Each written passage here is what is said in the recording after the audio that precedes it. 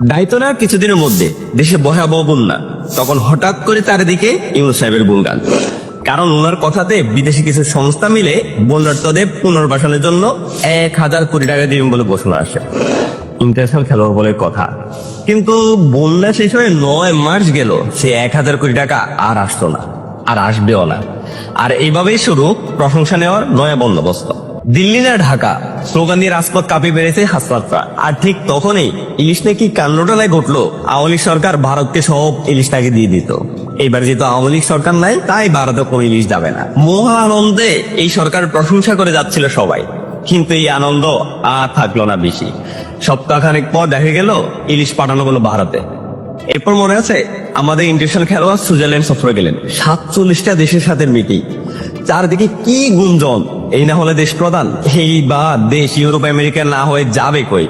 ওমা, এই আনন্দ আর বেশি দিন থাকলো না, কারণ এই সফরের পরপরই সুইজারল্যান্ড সরকার বাংলাদেশের সকল আর্থিক সহায়তা বন্ধ করে দিয়েছে। অক্টোবরে লোকটা মালয়েশিয়ার প্রধানমন্ত্রীকে দেশে আনলেন, আর ঠিক তার 2 মাস পরেই ডিসেম্বরে 31,000 বাংলাদেশিকে ফেরত পাঠালো মালয়েশিয়ার।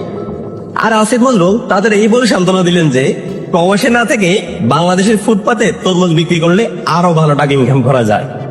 এখন প্রশ্ন হলো, তাহলে প্রবাসী সবার উচিত কি দেশে এসে তরমুজ বিক্রি করা? জীবনে নামাজ রোজার ধারে কাছে না যাওয়া আমাদের শক্তিশালী মুসলিম নেতা ইউনূস সাহেব কি সুন্দর টুপি মাথায় দিয়ে রোহিঙ্গা ক্যাম্পে গিয়ে লোকাল ভাষায় বক্তব্য দিল, সামনের ঈদ আপনারা নিজের দেশে করবেন।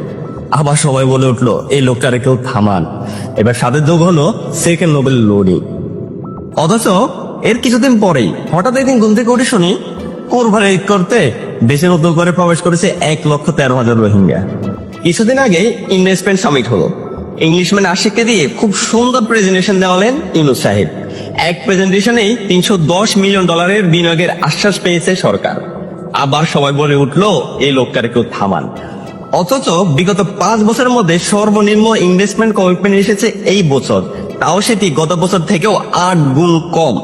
আর এইদিকে 2 দিন আগে নিউজ হলো গত 10 মাসেও কোন বিদেশি বিনিয়োগের মুখ দেখেনি বাংলাদেশ। তারপর কিছুদিন আগে খুব হম্বিতম্বি নিয়ে প্রচার করা হলো দেশে নাকি রিজার্ভ আগের তুলনায় বেড়েছে।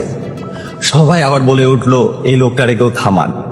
অথচ দেশে বিনিয়োগ নাই, শিল্প কারখানায় একের পর এক বন্ধ হচ্ছে, রপ্তানিতে ভাটা নেমে এসেছে। এত কিছুর পরেও কি করে রিজার্ভ বাড়ে? এই প্রশ্নটা যাদের মনে আসছে না তারা একটু কষ্ট করে বাংলাদেশ ব্যাংকের ওয়েবসাইট ঘুরে আসুন। 2024 আগস্টের পর থেকে এই পর্যন্ত $300 মিলিয়ন রিজার্ভ কমেছে। ইউরোসের ম্যাজিকে বাংলাদেশ নাকি প্রায় 90 ধাপ এগিয়ে বিশ্বের 47তম শক্তিধর দেশে পরিণত হয়েছে বলে প্রচার করা হলো কিছুদিন আগে। উপদেষ্টা আসিফ মাহমুদ এটা প্রচার করে খুব ভাবা নিলেন সবার কাছে, কিন্তু দেখা গেল সেই তালিকায় বিগত বছরে আমরা ছিলাম 43তম দেশ, উল্টো পিছিয়েছি 4 ধাপ। মিথ্যে প্রশংসা নেওয়া ছাড়া এই অবস্থা কি করেছে গত 10 মাসে দেশের জন্য? কিচ্ছু না। উল্টো উনি নিজের আখের গুছিয়েছে সরকার প্রধান হয়ে।